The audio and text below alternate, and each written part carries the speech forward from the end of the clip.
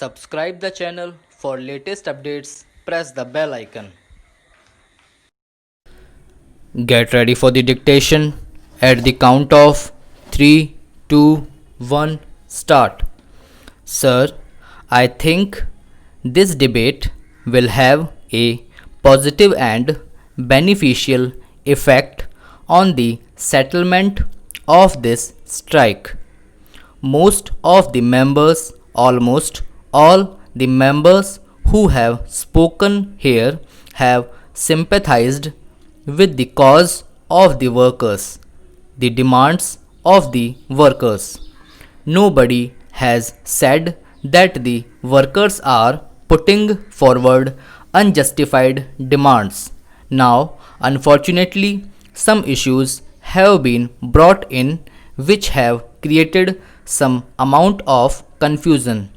Even in the statement of the minister which he had made here on the floor of the house and in the other house, for example, I must clear those one or two points.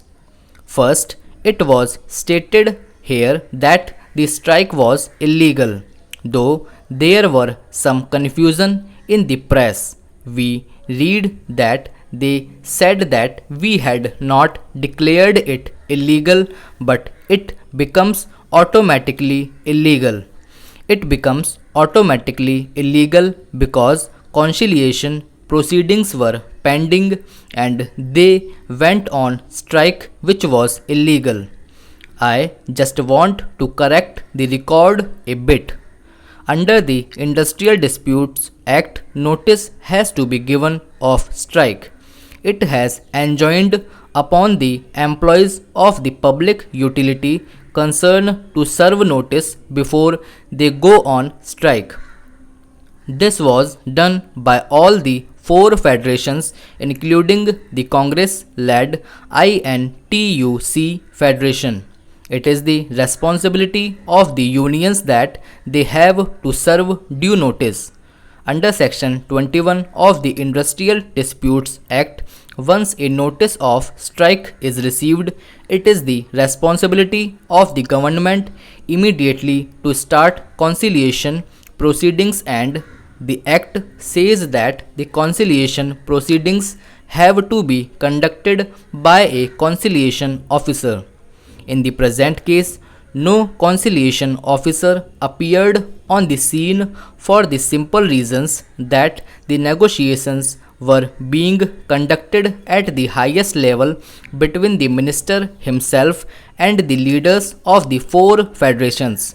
The question of conciliation officer coming along and holding conclusion proceedings does not arise in this case. It is not relevant because the negotiations were going on at the top level. Now, to say that conciliation was pending, therefore the strike is automatically illegal. I do not know why they are making so much out of it, except to try to confuse the public that we have done something illegal. It is sad that essential services like water supply, firefighting, hospitals, electricity, etc., have been exempted from the purview of the strike. It is quite correct, we always do that. We have also exempted all defense cargo. Any vessels carrying defense cargo will be handled in spite of the strike by us. Passenger vessels will be handled. Any ships which are in distress will of course be normally treated as they should be, and whatever work was done during the last 5 days in respect of these matters is being done free by the workers without taking any wages. Don't say that our attitude is an irresponsible attitude. I only want to wish to add my voice to what the other honorable members have said for the use of debating on the demands for grants for the defense ministry, and we were talking of the role of Navy in repelling back the external aggression, and here the Navy is being used to break the strike of the workers. This is a very unfortunate situation which should not repeat in future. I would tell the government that this is not the proper way to deal with such matters. Such strikes have taken place in many countries.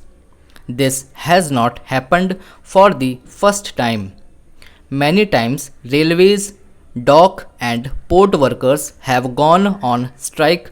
Longshore men in America have gone on strike so many times.